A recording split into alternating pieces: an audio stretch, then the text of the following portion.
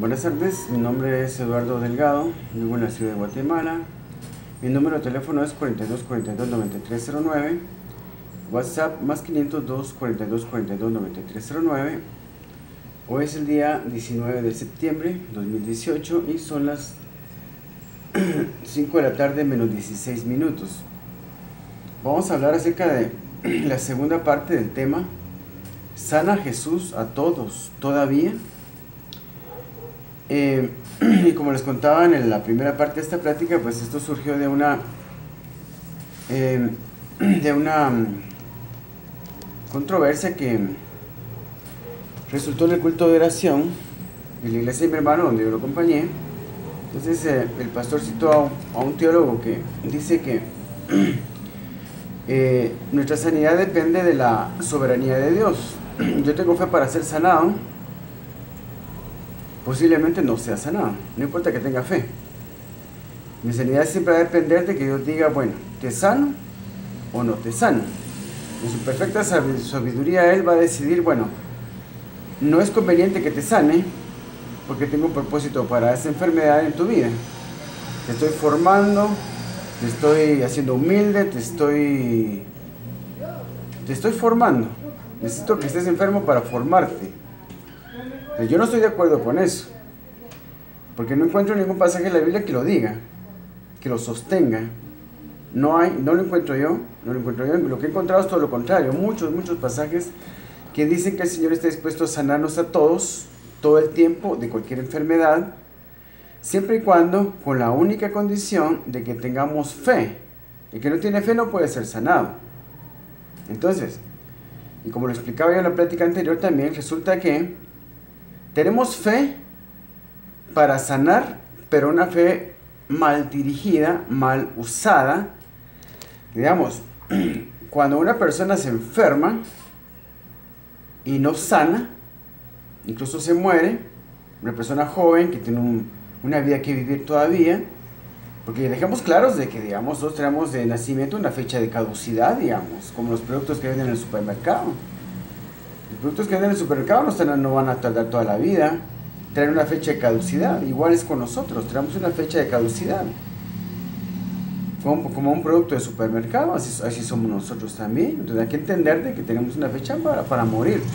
Una fecha en que nos vamos a enfermar de cualquier cosa que nos enfermemos y nos vamos a morir. Aún sin enfermarnos, una noche gozando de buena salud, nos da un ataque cardíaco de repente, nos morimos. Eso es claro, es parte de la vida del hombre. La muerte es parte de la vida de la persona. Ya tenemos ese juicio nosotros, el juicio de la muerte. Eso queda claro. Muchas personas que están enfermas, digamos, ya se sabe que van a morir porque ya les llegó su hora. Pero se ponen a pensar en una madre de 22 años, un padre de 22 años, una muchacha de 18, un niño de 9, aún personas de mayor edad, un amigo que murió de 51 años. Yo digo, pues le queda mucho por vivir, conocer a sus nietos y todo eso. Entonces, tenemos que comprender de que de todas maneras tenemos una fecha de caducidad, pero yo pensaría que esa fecha de caducidad es a edades grandes, 75, 80, 85 años. Porque no necesariamente es así, porque eso no lo sabe uno, solo Dios lo sabe. Pero tenemos que tomar en cuenta que la Biblia dice: el impío no llegará a la mitad de sus días. El impío no llegará a la mitad de sus días. Ese pasaje se lo dejo porque se me acaba de ocurrir, se me acaba de venir a la mente, pero sí lo dice en uno de los salmos o los proverbios. Dice: el impío no llegará a la mitad de sus días. Lo cual quiere decir de que cuando somos impíos, vamos restándole tiempo a nuestra vida. Ahora, ¿qué es un impío? Un impío es una persona que no cumple con los principios bíblicos. Una persona que ignora la Biblia. Entonces, tenemos que tomar en cuenta que la iglesia cristiana también ignora muchos principios de la Biblia. Porque la iglesia cristiana ya no va a la Biblia, sino que simplemente recibe teología, enseñanzas teológicas en las iglesias provenientes de teólogos, provenientes de seminarios teológicos o provenientes de digamos, facultades de teología. La iglesia el conocimiento de la iglesia en este momento está basada en teología. libros de teología, no van meramente a la Biblia a sacar toda la riqueza de ella, todo el conocimiento de ella. Entonces vivimos en mucha ignorancia, entonces nos convertimos en impíos, porque al no conocer la Biblia no podemos cumplir sus regulaciones, sus mandamientos, sus decretos. Tenemos que vivir conforme a las leyes de la Biblia, porque los mandamientos de la Biblia son leyes naturales que van a producir un efecto en nuestra vida. Entonces, es muy importante conocer la Biblia bien para saber cómo vivir. ¿Qué cosas tengo yo? ¿Qué mandamientos tengo que cumplir? ¿De qué cosas me tengo que abstener de no hacer? Vivir en perfecto cumplimiento con la palabra de Dios produce que yo no sea impío. Porque el impío no llegará a la mitad de sus días. Entonces, al actuar impíamente, nosotros acortamos el tiempo de nuestra vida. Eso es así. Eso es así. Entonces, cuando una persona cristiana, una persona joven, un pastor incluso, enferma, toda la iglesia se pone a orar por él y muere, que fue lo que sucedió aquí. Faltó conocimiento, porque digamos, faltó conocimiento para aplicar la fe de manera correcta, para que él recibiera una administración correcta según la causa de su enfermedad, porque toda enfermedad trae, y todo lo que nos sucede de malo en la vida tiene una causa. Todo lo malo que nos sucede en la vida es un efecto de una causa. La causa siempre va a ser desobediencia a algún principio bíblico. Desobedecemos principios bíblicos, eso causa un efecto. Puede ser enfermedad, puede ser pérdida de otro tipo de cosas, pérdidas materiales, una serie de cosas. Desobedecer la palabra de Dios siempre nos va a traer cosas malas. Obedecer la palabra de Dios siempre va a ser para bendición, para estar bien. Cuando una persona se enferma, hay que averiguar la causa de su enfermedad. ¿Qué fue lo que él hizo mal o dejó de hacer? Ignoró hacer algo porque no sabía que tenía que hacer algo. Entonces, tiene que haber la plática anterior. Yo hablo ahí de que, digamos, una enfermedad puede ser por maldiciones generacionales, o sea, todo el antecedente familiar que uno trae, porque uno no viene del aire, uno viene de otras personas. Uno se origina de la existencia de otros seres humanos que han tenido otras enfermedades y en su genética, eso lo heredamos nosotros también. Y esas no son bendiciones, son maldiciones generacionales. Nuestra genética, ¿de dónde viene? Del cielo. Me considero mis papás y Dios dice, Dios me trae directamente. ¿De dónde me trae? ¿De dónde viene mi cuerpo? Mi cuerpo viene de otros seres humanos que existieron antes. Todo mi cuerpo es una herencia genética. Todo es una herencia genética. Y ahí vienen enfermedades también. Por la forma que se comportaron mis antepasados, adquirieron ciertas enfermedades, ciertas deformaciones en mi genética, y eso lo heredo yo.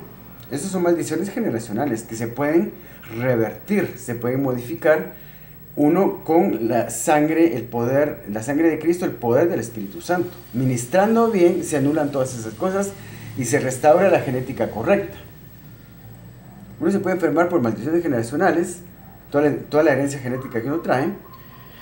Yo he estudiado lo de las ofrendas por 17 años y medio. Puedo asegurar que se puede uno enfermar por deber de diezmos. Yo tengo una plática de 50 minutos donde hablo cómo funciona la ofrenda del diezmo que practicamos actualmente, que se origina en Génesis 14.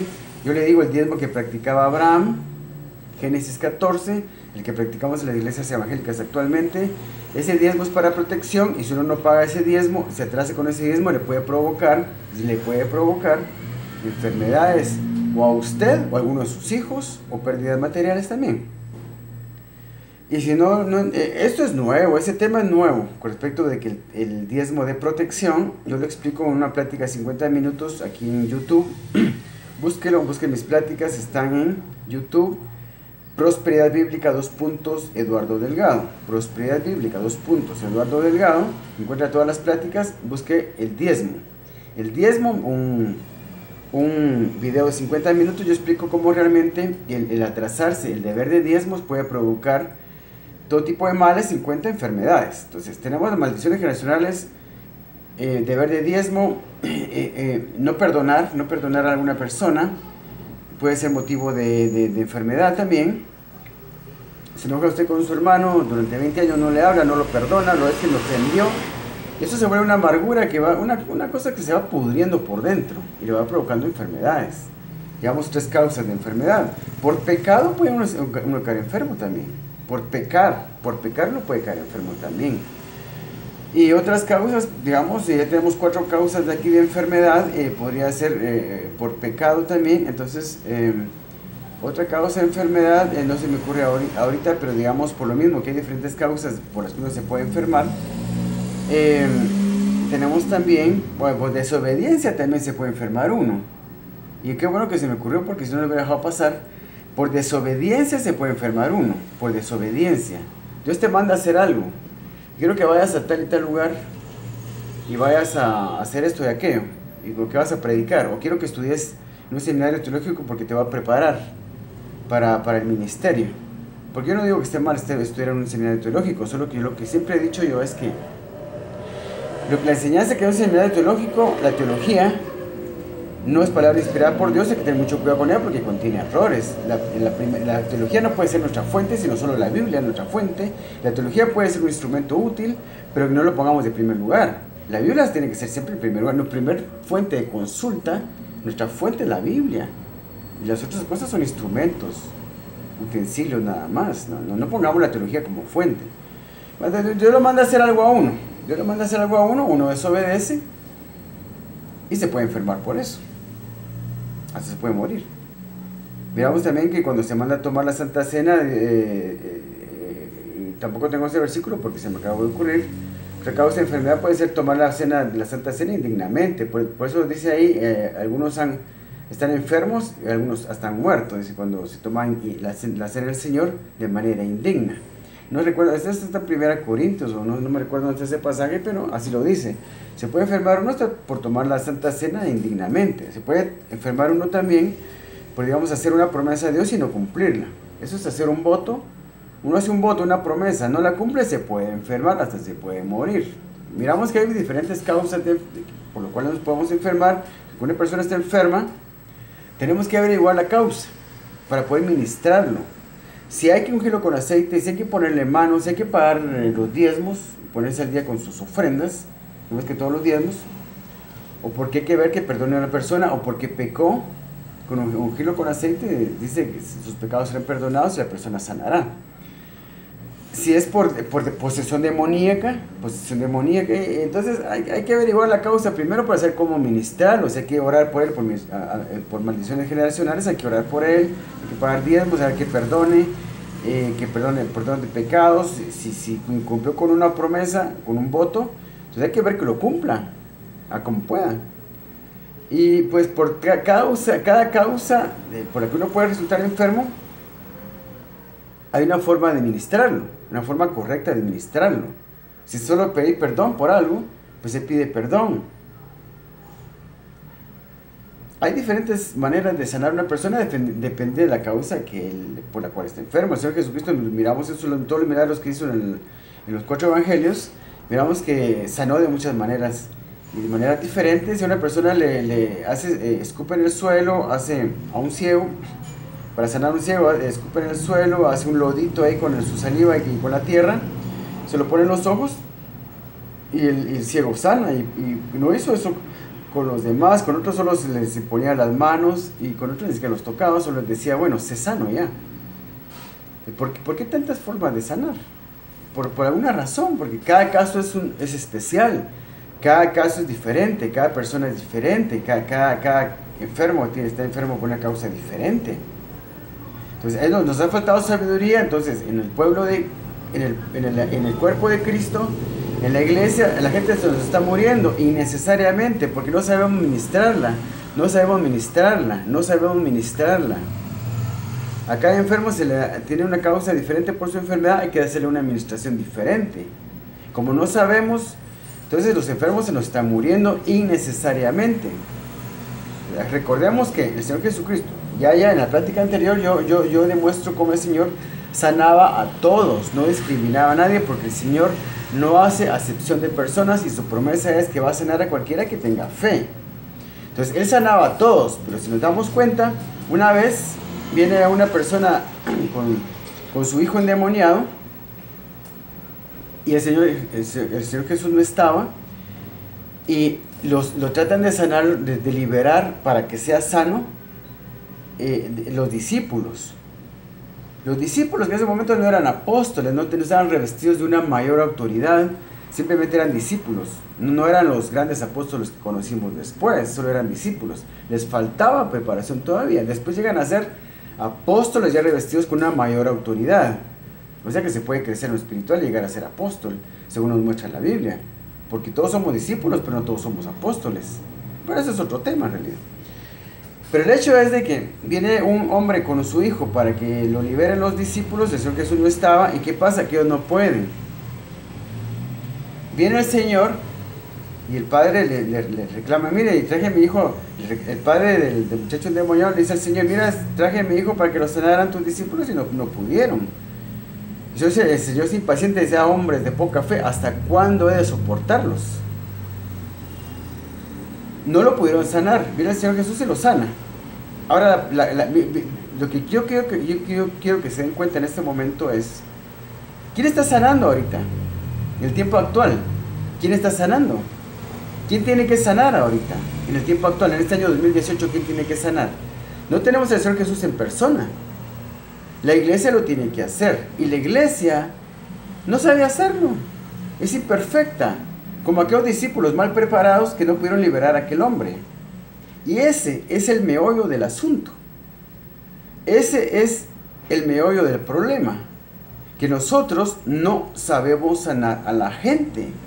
Como aquellos inexpertos discípulos del Señor que no pudieron liberar a ese muchacho.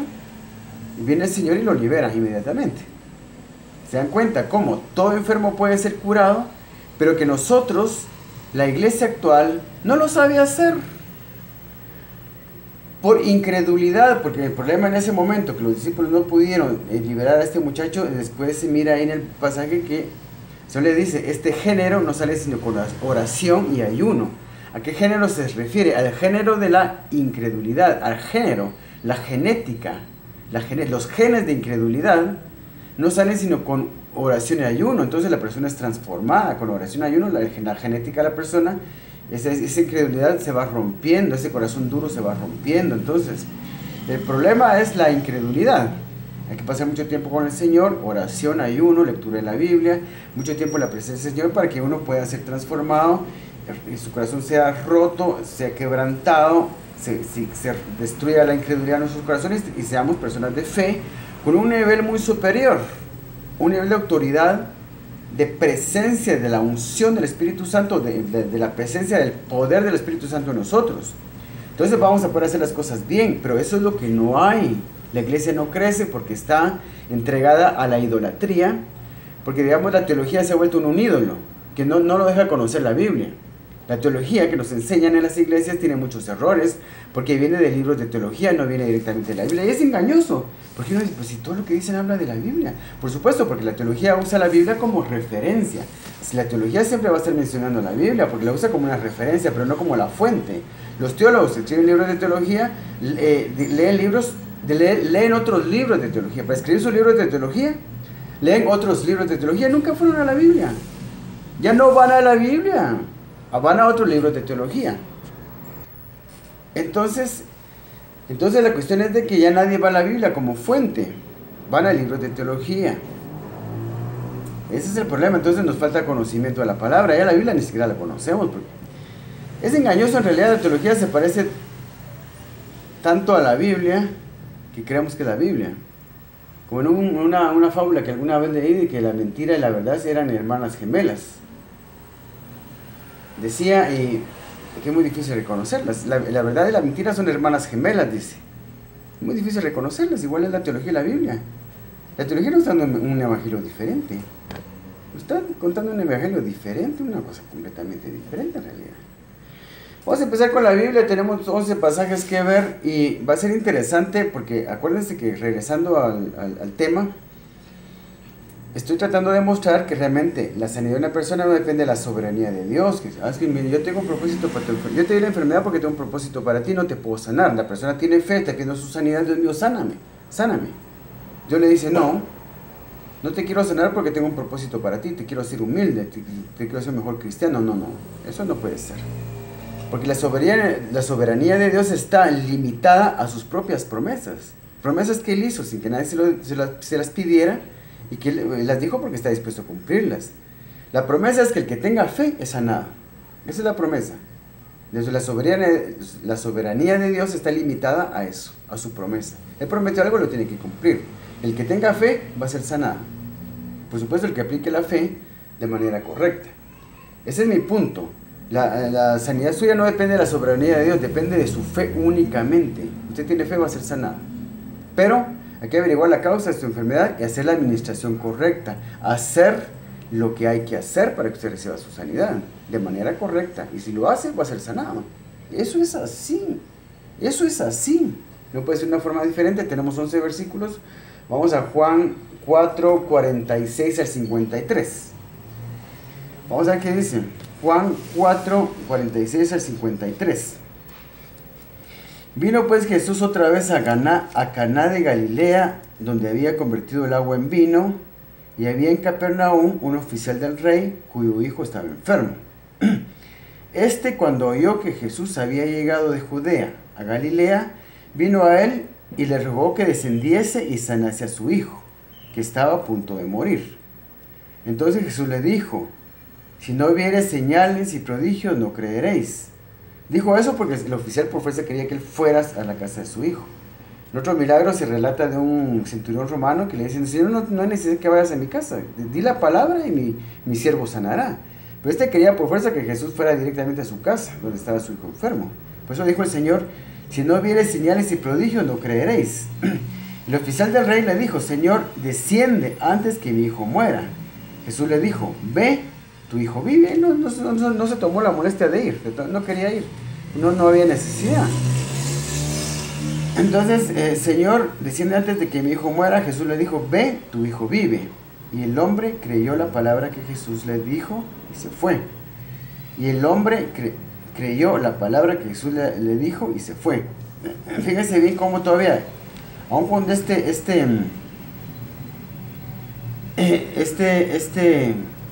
oficial del rey no tuvo mucha fe al principio, por eso fue que Jesús le dijo: si no vieres señales y prodigios, no creeréis. Aún así lo sana al hijo de este señor, porque un poquito de fe le sirve al Señor. Un poquito de fe, una semilla de mostaza de fe, una cosa chiquita de fe le sirve al Señor para hacer los milagros y sanar.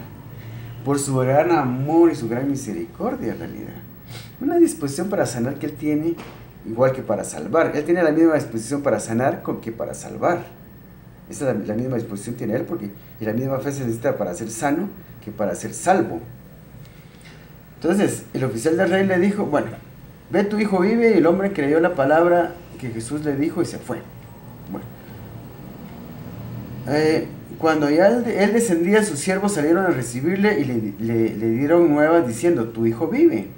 Entonces él les preguntó a qué hora había comenzado a estar mejor, y le dijeron: ayer a las 7 le dejó la fiebre. El padre entonces entendió que aquella era la hora en que Jesús le había dicho: tu hijo vive. Y creyó él con toda su casa. Esta segunda señal hizo Jesús cuando fue de Judea a Galilea. Entonces miramos qué disposición tan grande que el Señor tiene para sanar. Juan 7:31. Vamos a pasarnos en Juan. Los 11 versículos que tengo son de Juan, no sé por qué, pero así es. 7:31.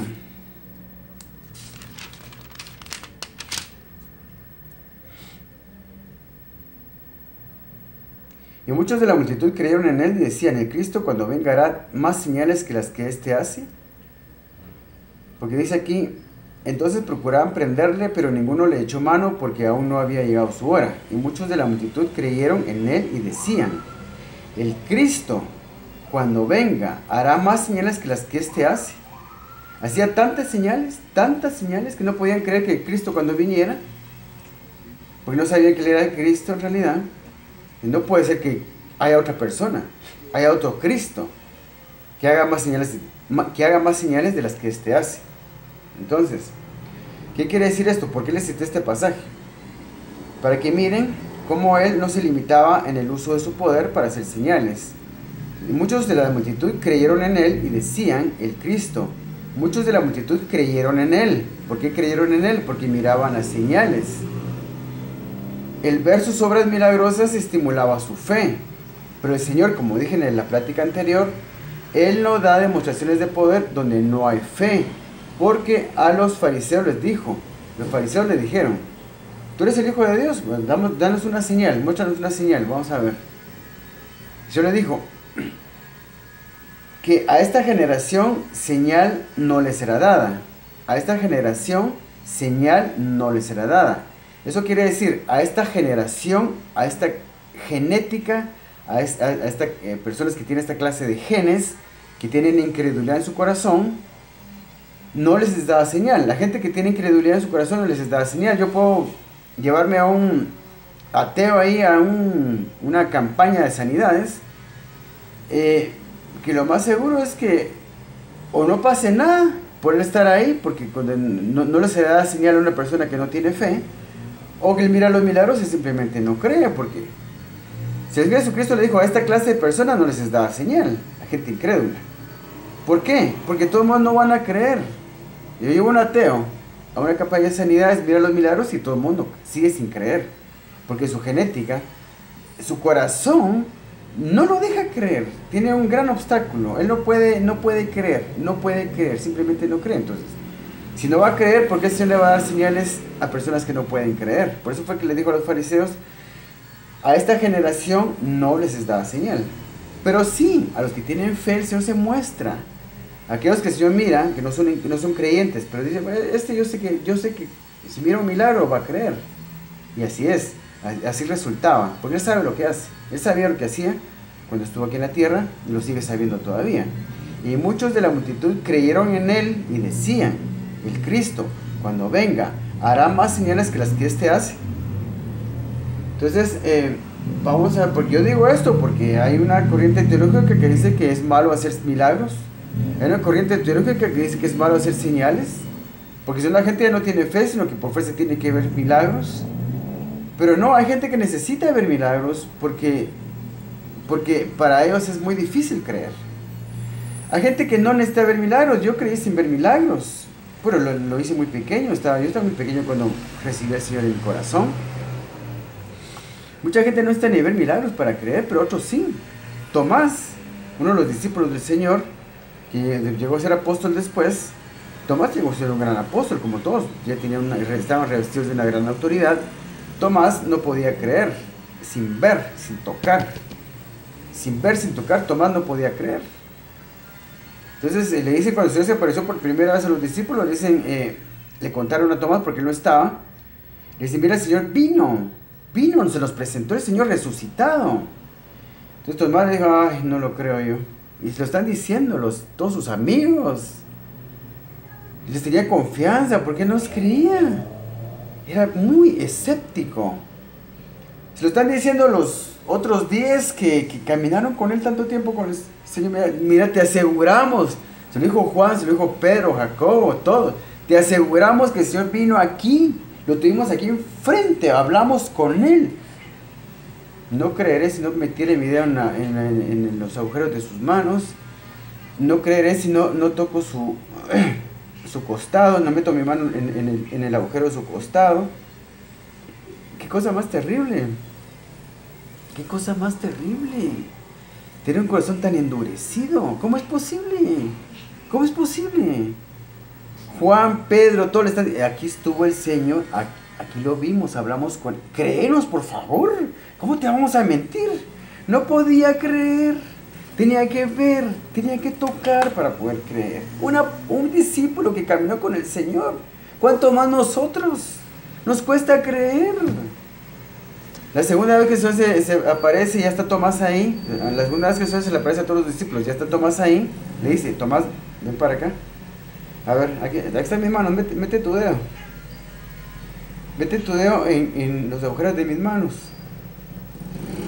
Mete tu dedo mete tu mano en mi costado. Mira que yo soy en realidad. Ya me tocaste. Ya pudiste palpar, ya me vistes. Ahora ya puedes creer. Bienaventurados son los que vieron, que no vieron y creyeron. Pero así es. No todos tenemos la misma fe. Algunas personas son muy escépticas en realidad. Entonces, por eso el Señor hizo tantas señales y muchos de la multitud creyeron en Él y decían, el Cristo cuando venga hará más señales que las que éste hace. Hizo muchas, porque quería que la gente creyera, o no les cuesta mucho, tienen que ver para creer, y así son, y el Señor tiene misericordia con ellos, así tiene que ser. Entonces vamos a Juan 4:10, perdón, ¿cómo está la cosa aquí? No, Juan 10,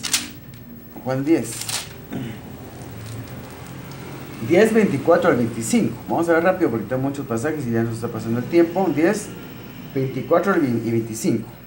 El 24 dice, y le rodearon los judíos y le dijeron, ¿hasta cuándo nos turbaráis el alma? Si tú eres el Cristo, dínoslo abiertamente. Jesús les respondió, os lo he dicho, ¿y no creéis?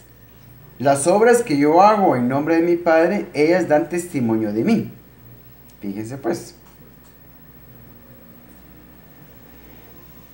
Lo voy a repetir. Y le rodearon los judíos y le dijeron, ¿hasta cuándo nos turbarás el alma? Si tú eres el Cristo, dínoslo abiertamente. Jesús les respondió, os lo he dicho, y no creéis. Las obras que yo hago, en nombre de mi Padre, ellas dan testimonio de mí. O sea que sus obras dan testimonio de Él. Pero ahora, ya no hay obras, porque yo no miro que esté pasando nada en la iglesia. En las iglesias en las iglesias más liberales, donde se hacen, digamos, se cree en la sanidad y se hacen, digamos, jornadas de sanidades, son criticados por la mayoría de la iglesia, y digamos, las iglesias más conservadoras y fundamentalistas no predican todas estas cosas. Y critican los que sí las hacen, y no sé por qué en realidad, porque esto es lo correcto, hacer, digamos, milagros, sanidades, milagros portentosos, mostrar el poder del Espíritu Santo, es algo que sirve para dar testimonio del Señor. Os lo he dicho, no creéis, las obras que yo hago en nombre de mi Padre, ellas dan testimonio de mí. Ellas dan testimonio de mí. Los milagros dan testimonio del Señor. Entonces hay una corriente teológica que dice que es malo hacer milagros. No hay necesidad de hacer milagros. La gente tiene que creer únicamente por la fe. ¿Y de dónde sale esa fe? Esa fe sale del testimonio del Señor. Las obras dan testimonio del Señor de que realmente Él es el Señor. Entonces, os lo he dicho ya, y no creéis. Las obras que yo hago en nombre de mi Padre, ellas dan testimonio de mí. Entonces los milagros, las obras dan testimonio de Él. Es algo bueno, no puede ser algo malo. Por eso fue que les di este pasaje. Pero ahora vamos a lo que es también Juan 10 del 36 al 38. Juan 10, 36, 38 al 38. Al que el Padre santificó y envió al mundo, vosotros decís, tú blasfemas. Les estaban diciendo algo, Señor, ahí. Vamos a leer un poco más adelante. Le respondieron los judíos diciendo, por buena obra no te apedreamos, sino por la blasfemia, porque tú siendo hombre te haces Dios. Jesús les dijo, respondió, ¿no está escrito en vuestra ley, yo dije dioses sois? Si llama dioses a aquellos a quienes vino la palabra de Dios y la escritura no puede ser quebrantada, al que el Padre santificó y envió al mundo, vosotros decís, tú blasfemas, porque dije hijo de Dios soy. Si no hago las obras de mi Padre, no me creáis. Fíjense, pues ese es el punto por cual les estoy leyendo este pasaje. Si no hago las obras de mi Padre, no me creáis. El Señor le da libertad. Miren, si yo no puedo sanar enfermos, si yo no puedo hacer grandes milagros, no tengo poder, no demuestro ningún poder. ¿Por qué me tienen que creer? ¿Por qué me tienen que creer? No demuestro nada. Porque cualquier charlatán se puede levantar en el mismo tiempo de Cristo y decir, bueno, yo soy hijo de Dios y todo esto. No sanaré ningún enfermo. Yo soy hijo de Dios, yo incluso morí en la cruz también. No sanaré ningún enfermo. No tiene ningún poder. El poder se demuestra. La autoridad se demuestra. Entonces, si no hago las obras de mi Padre, no me creáis. Entonces tenemos la obligación de creer cuando se nos imposibilita, se nos es imposible el poder creer. Pues no estamos viendo nada. Cualquier charlatán se puede levantar, yo soy esto, yo soy el otro. Bueno, muéstrame tu autoridad, pues. Demuéstrame tu autoridad. ¿Te has revestido de la autoridad del Señor? Demostrámelo. Quiero verlo. Si no hago las obras de mi Padre, no me creáis. mas si las hago, aunque no me creáis a mí, creed a las obras, para que conozcáis y creáis que el Padre está en mí, y yo en el Padre. Igualmente podemos decir, cualquier siervo de Dios ahorita, que Dios lo use para sanar, es un legítimo siervo de Dios y lo está demostrando. Yo miro el canal Enlace aquí en Guatemala, un canal que viene de Costa Rica, es una cadena de televisora que está por toda Latinoamérica, muchos programas de televisión, incluso aparece también hermano Carlos Luna, Cash Luna de Guatemala, que tiene programas ahí, otros que tienen programas ahí también, hacen sanidades y grandes milagros y portentos, milagros portentosos. Y yo creo realmente que son legítimos siervos de Dios. No son perfectos porque yo he escuchado en sus mensajes que cometen muchos errores que no van acorde a la palabra de Dios, pero eso es normal. A este nivel en que estamos en la actualidad es normal. Tenemos que subir de nivel de conocimiento de la palabra. Pero estas personas yo los considero siervos legítimos de Dios porque lo demuestran, porque el poder de Dios está en ellos. No son perfectos, por supuesto, pero prefiero escuchar ese tipo de siervos que demuestran poder, que demuestran que está sobre ellos el poder de Dios. El mismo apóstol Pablo dijo, porque el reino de Dios no son palabras, el reino de Dios no son palabras, sino poder. Porque el reino de Dios no son palabras, sino poder. Eso fue lo que dijo el apóstol Pablo. Y no tengo ese pasaje aquí porque se me acaba de venir a la mente, pero es bastante conocido. Estábamos en Juan 10, 36 y 38. Entonces, mas si las hago, aunque no me creáis a mí, creed en las obras, para que conozcáis y creáis que el Padre está en mí y yo en el Padre. Y cuando usted mire que una persona, porque nosotros tenemos la obligación, y otra cosa que acabo de recordar ahorita, que se me acaba de venir a la mente, que cuando yo mencioné las causas, porque una persona puede estar enferma, también puede ser por ofender, criticar y hablar mal de un siervo de Dios. Eso lo mencioné en la plática anterior. Tenga mucho cuidado usted con hablar mal de las personas, de los siervos de Dios, que tienen encima de ellos mucha unción y mucha presencia del poder del Espíritu Santo. A una persona que tiene mucho poder y la unción del Espíritu Santo está sobre él, yo no voy a hablar mal de esa persona porque me va a ir feo, me va a ir mal, me voy a enfermar.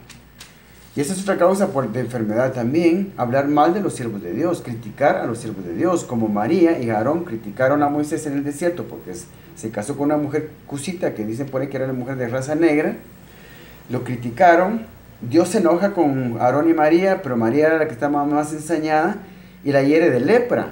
¿Se da cuenta cómo por criticar a un siervo de Dios, incluso por criticar a cualquier persona, puede resultar un enfermo?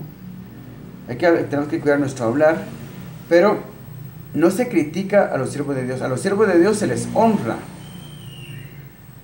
A los siervos de Dios se les honra. No se van a inclinar uno ante ellos, pero se les honra. Se les da ofrendas. A los legítimos siervos de Dios que lo demuestran, porque si mira el poder de Dios trabajando en ellos, se les da ofrendas. Esa es una manera de honrar a los siervos de Dios. Un legítimo siervo de Dios me da enseñanza a mí, yo tomo de mi dinero y le doy una ofrenda. Una ofrenda, una ofrenda, una ofrenda. Eso es para bendición. Lo que estamos dando ahora es palabras amargas, críticas. Es que esos pastores son unos chuchos. Como miramos, algunos pastores tienen grandes iglesias, grandes congregaciones y les llueve el dinero, pero se lo han ganado porque fueron fieles y llegaron a tener grandes congregaciones porque fueron fieles, escucharon la voz del Señor, mira, hace esto, hace esto, hace esto. Fueron buenos administradores y digamos, lograron tener grandes congregaciones, bien ganados se lo tienen porque un porcentaje de las ofrendas tiene que ser para ellos. Y no se les da a ellos el porcentaje que es porque la Biblia manda que se le dé diezmos al pastor. Eso lo practico yo, porque yo practico la forma perfecta de ofrendar. Y hay 3 diezmos que van para el pastor y 2 para la iglesia. No sé por qué es así, pero así es. De los 5 ofrendas que son, y todas son diezmos, 3 se dan directamente al pastor. La ofrenda de primicias, la ofrenda que es precisamente la ofrenda del pastor, la ofrenda de primicias, la ofrenda del pastor, y cualquier voto que se haga se va directamente al pastor, no a la iglesia. Las ofrendas de la iglesia son el diezmo y la ofrenda voluntaria, esas son para la iglesia. Los otros 3 diezmos, que son 3 ofrendas más, son directamente para el pastor. No sé por qué es así, pero así es y así lo hago yo. Claro, esto es un escándalo, lo que acabo de decir es un gran escándalo, pero es la verdad. La Biblia no la podemos cambiar. Entonces a los siervos de Dios hay que honrarlos, y si no honrarlos también puede ser motivo de enfermedad. Eso es así. ¿Y qué pasa cuando uno, digamos, se enferma porque criticó a un siervo de Dios? Ah, ese pastor es un chucho. Solo dinero le interesa y va a pedir dinero. Yo a esa iglesia no voy. Pues ahí solo para que lo roben a uno nada más. Esa persona se va a enfermar. Y le va a ir todo mal. Porque a los siervos de Dios hay que honrarlos. No se habla mal de ningún pastor. Y habrá un pastor que realmente sea corrupto. Yo ni de él me atrevería a hablar mal, porque alguna defunción la ha de tener, porque él llegó a ser pastor. Entonces hay que tener cuidado en realidad. Siempre que uno se enferme va a ser culpa de uno. Eso que quede claro. Dios no da enfermedades. No está en el trabajo solo de dar enfermedades. Tu trabajo es todo lo contrario. En las bendiciones y maldiciones de Deuteronomio 28, no me canso de decirlo, dice que las enfermedades vienen por desobediencia a los principios bíblicos, de obedecer los mandamientos de Dios, y la sanidad, el bienestar, las riquezas y, digamos, la salud viene por obediencia a principios bíblicos, por obediencia a los mandamientos. Eso queda claro. Siempre que estemos mal, económicamente mal y, digamos, enfermos, es por desobediencia a principios bíblicos. Eso es así. La culpa de toda cosa mala es de cada uno. Dios no está en el trabajo de darle maldiciones a uno gratis, sin que uno se las haya ganado en realidad, por desobediencia. Hay que obedecer la palabra de Dios para vivir en bendición. Vamos a Juan 11:15. Juan 11:15 dice: entonces Jesús le dio, esto fue cuando la cuestión de Lázaro, el que él resucitó. Entonces Jesús les dijo claramente: Lázaro ha muerto, y me alegro por vosotros de no haber estado ahí, para que creáis, mas vamos a él. Fíjense bien. Me alegro por vosotros de no haber estado ahí, porque si hubiera estado ahí, no se me muere. Yo lo sano y él no se muere. Pues, qué bueno que no estuve ahí para sanarlo. Porque ahora quiero que vosotros me acompañéis y vayamos allá a donde está el muerto y van a ver cómo resucita. Para que creáis. Les va a dar una señal, les preparó una señal. Él intencionalmente no estuvo al lado de Lázaro enfermo, porque quería que se muriera para darles una señal a sus discípulos, para que creyeran. Para que creyeran que se podía resucitar a los muertos, porque después los va a mandar a resucitar muertos a ellos también. Lo estaba entrenando. Fíjense pues. Dijeron entonces sus discípulos: Señor, si duerme sanará. Hablando de él, dijo esto, les dijo después: nuestro amigo Lázaro duerme, mas voy a despertarle. Dijeron entonces sus discípulos: Señor, si duerme sanará. Pero Jesús decía esto de la muerte de Lázaro, y ellos pensaron que hablaba del reposar del sueño. Entonces Jesús les dijo claramente: Lázaro ha muerto, y me alegro por vosotros de no haber estado ahí, para que creáis. Mas vamos a él. Entonces, al Señor les servía que los discípulos vieran grandes obras, grandes proezas, grandes milagros.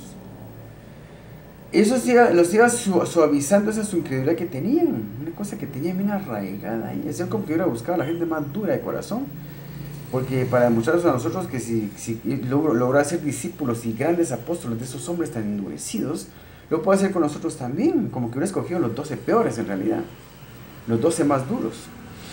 Entonces él iba ablandándolos poco a poco. Después los iba a mandar a resucitar muertos también. Como nos ha mandado a nosotros, porque si usted no sabía, sanar enfermos y resucitar muertos es una orden para todos sus discípulos, y todos somos sus discípulos. ¿O no es usted discípulo del Señor? ¿No es usted cristiano? ¿No es recibido a Jesucristo en su corazón para ser salvo? Usted es un discípulo del Señor. Y todos esos mandamientos son para usted también. Vaya a sanar enfermos, resucite muertos. ¿Qué está esperando?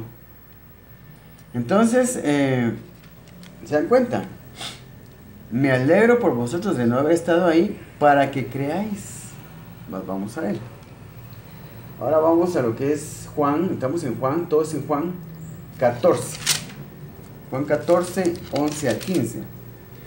Juan 14, 11. Miramos, estamos viendo toda la exposición y maquinaria que el Señor usaba para sanar. No andaba él buscando excusas para sanar a nadie.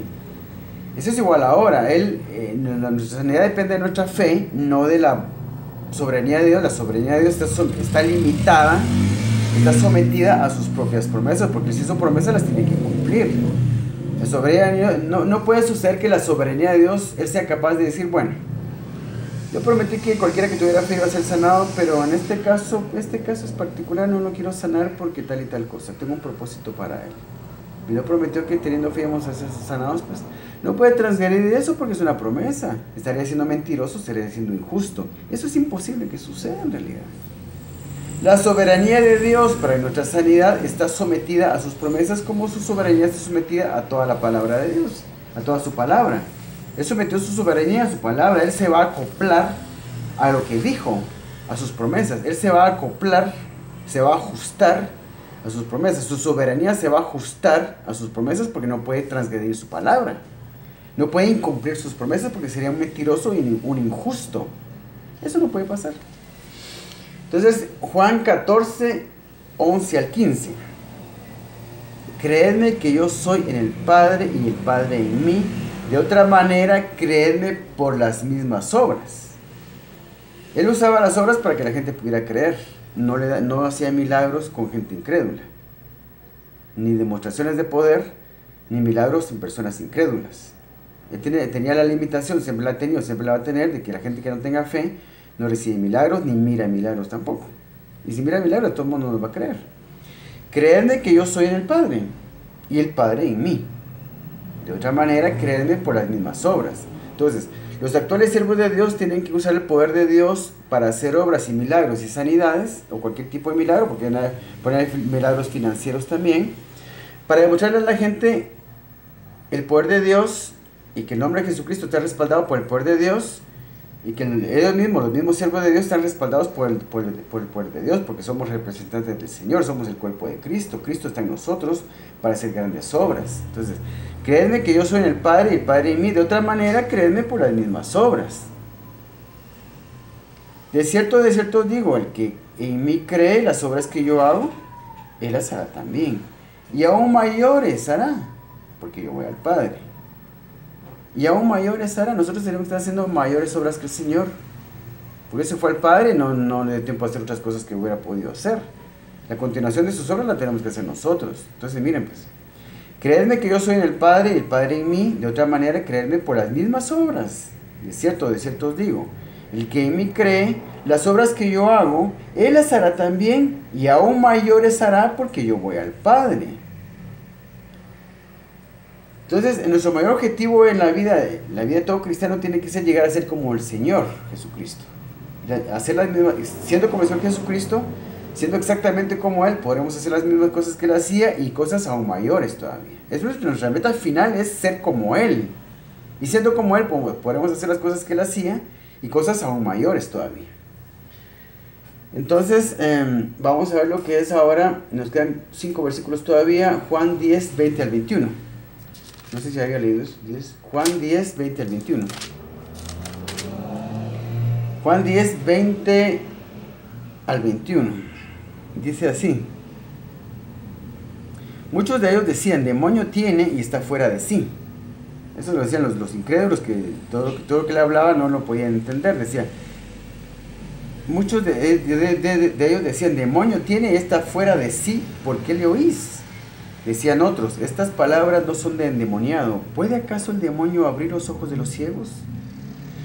Este versículo es para que miren cómo realmente, digamos, esa corriente teológica que dice que ya no son necesarios los milagros, incluso que son contraproducentes, pues la gente no debería tener necesidad de ver milagros para poder creer, deberían de creer así nada más por la palabra de Dios, pero eso no es lo que la Biblia enseña.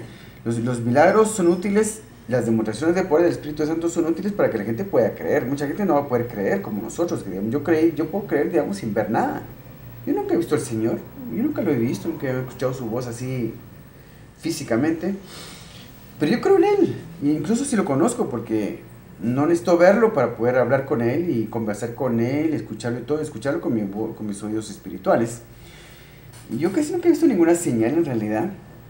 Lo que miro por televisión, porque ahora por televisión se pueden ver grandes milagros. El hermano Cash Luna, que hace sus campañas por Uruguay, Argentina, Perú, y qué bonitos esos programas de verdad de Noches de Gloria. El hermano Cash Luna a mí me llena de gozo en realidad verlo como Dios lo usa para sanear a personas. Ese es un gran siervo de Dios, y lo digo abiertamente, lo admiro mucho. Mucha gente lo critica, pero gente mediocre. Gente que nunca ha logrado nada en la fe, nunca ha logrado para el Señor, gente mediocre, son los que lo critican. Es un gran siervo de Dios. No es perfecto, pero es un gran siervo de Dios. Como hay muchos así como él. Hay muchos así como él. Y estos hombres merecen honra. Por eso es que lo estoy diciendo. Lo estoy honrando con mis palabras. Y eso trae bendición a mi vida. Honrar a los siervos de Dios trae bendición a mi vida. Y hay muchos siervos como Cash Luna. Hay muchos como él. Hay muchos. Gracias a Dios. Bendito sea el nombre del Señor. Hay muchos como él y yo honro a esos hombres. Y no son perfectos, por supuesto, no voy a meter yo las manos en el fuego por nada de lo que ellos digan, pero sí, el Señor nos está usando a muchos de ellos grandemente. Estábamos en lo que era Juan 10, 20 al 21. Muchos de ellos decían, demonio tiene, está fuera de sí, ¿por qué le oís? Decían otros, estas palabras no son del demoniado. ¿Puede acaso el demonio abrir los ojos de los ciegos? Miremos cómo los milagros sirven para que la gente crea. Juan 10, 31, 33. Juan 10, 31, 33. Entonces los judíos volvieron a tomar piedras para apedrearle. Jesús les respondió, muchas buenas obras os he mostrado de mi Padre, ¿por cuál de ellas me apedreáis? Le respondieron los judíos diciendo, por buena obra no te apedreamos, sino por la blasfemia, porque tú, siendo hombre, te haces Dios. Entonces, eso ya lo había leído yo creo que había leído ese pasaje. No, pues. Entonces, ¿por cuál de ellas, muchas buenas obras os he mostrado de mi Padre, ¿por cuál de ellas me apedreáis? Respondieron los judíos diciendo, por buena obra no te apedreamos, sino por la blasfemia, porque tú siendo hombre te haces Dios. Pero, eso él mismo dijo en el pasaje anterior, que si no lo creían por sus palabras, que lo creyeran por sus obras, porque sus obras dan testimonio que el Padre estaba en él.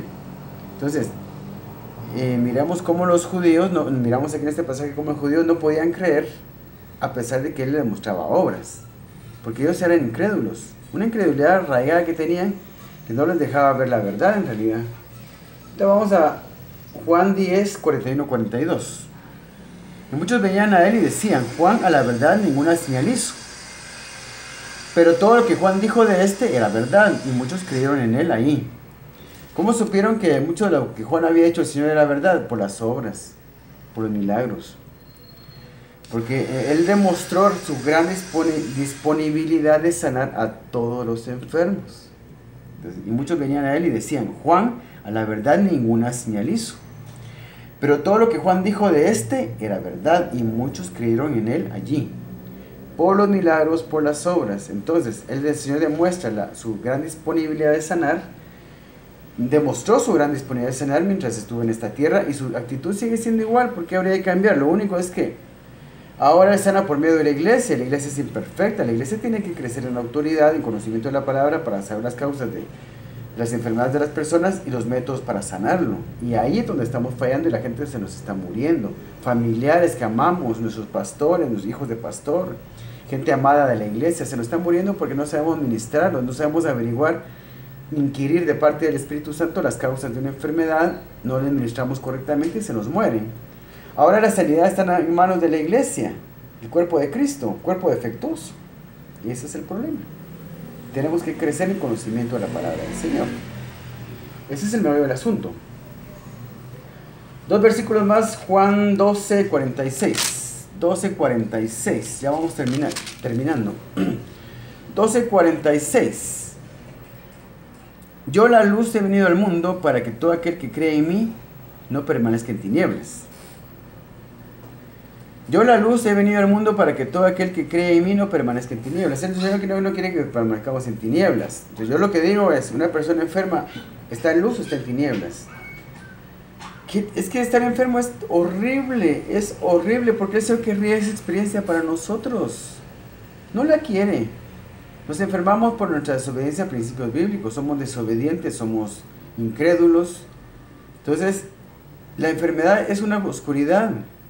Yo la luz he venido al mundo para que todo aquel que cree en mí no permanezca en tinieblas. La enfermedad es tinieblas. Horrible. Yo soy muy hipersensible. Las enfermedades, yo con una calentura, una resfriado, ya quisiera morirme. Dios mío, llévame a tu presencia, Señor. Ya no quiero estar en este mundo por una calentura o por un resfriado. Yo soy hipersensible al dolor.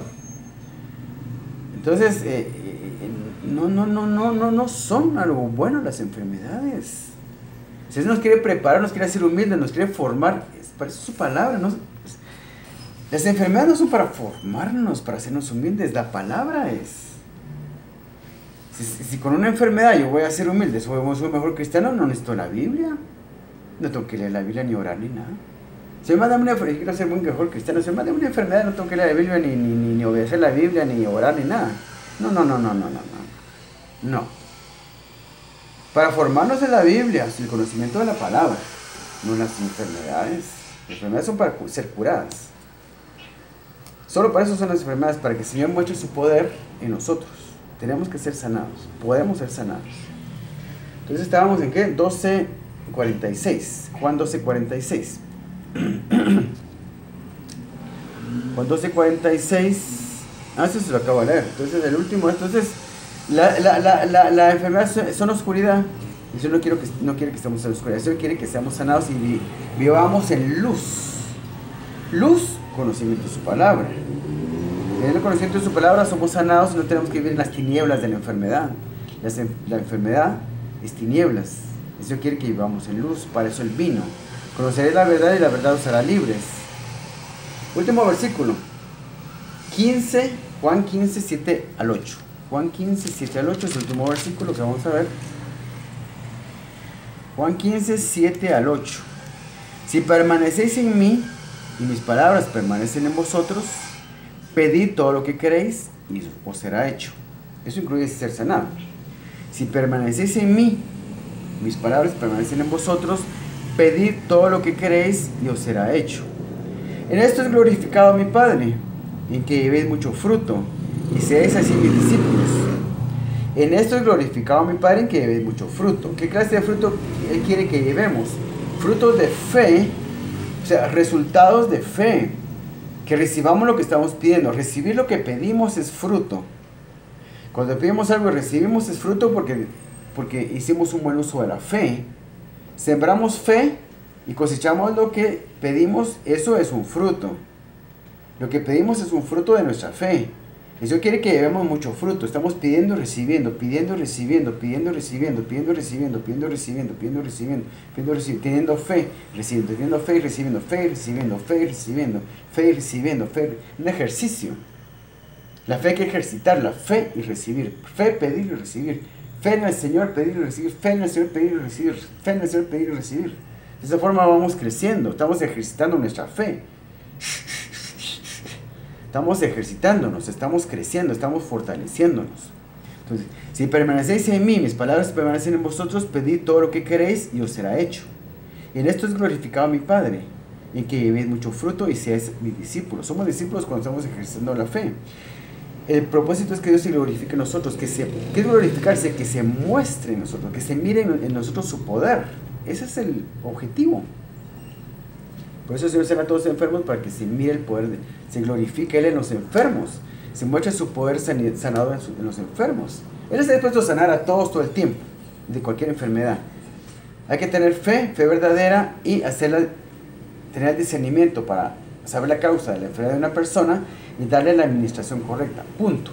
Todo enfermo va a sanar. No depende de la soberanía de Dios, porque su soberanía está limitada al cumplimiento de sus propias promesas que Él hizo sin que nadie se los pidiera. Él las hizo porque quería. Y Él quiere, por amor también, ver a todos sanos. ¿Usted piensa que dejó al apóstol Pablo enfermo por aquel aguijón que se le dio en la carne? No. ¿Cómo? Usted no amaba a Pablo, porque cuando uno ama a una persona, quiere que esa persona esté bien. No quiere usted que su mamá esté bien, que su papá esté bien, que sus hermanos estén bien, que sus hijos estén bien, que sus sobrinos, sus primos estén. Usted quiere que todos estén bien, porque el Señor quiere que va a ser diferente. El Señor ama, Él es amor. Él no quiere que estemos sufriendo enfermedades. Él quiere que estemos en perfecta situación financiera, de salud, y que todo nos salga bien. Para eso es su palabra, para que todo nos salga bien. Mira, todo aquel que medita en la palabra del Señor de día y de noche, en el Salmo 1, digámoslo así, parafraseado, el que medita en la ley de Jehová de día y de noche, será como árbol plantado junto a corrientes de aguas, que da su fruto a su tiempo, y todo lo que hace prosperará. Él quiere que todo nos salga bien, que vivamos bien, que seamos felices. Si es el reino de Dios, es para traernos la perfección de la felicidad y de la relación con Dios y con los hombres, que seamos absolutamente perfectos en nuestra relación con Dios y con los hombres, y de esa forma seamos felices, de esa forma se glorifica, la gente realmente cree en el Señor, al vernos a nosotros de manera perfecta. Entonces, vamos a llegar hasta aquí. Muchísimas gracias por su atención y espero que el Señor los bendiga con esta plática.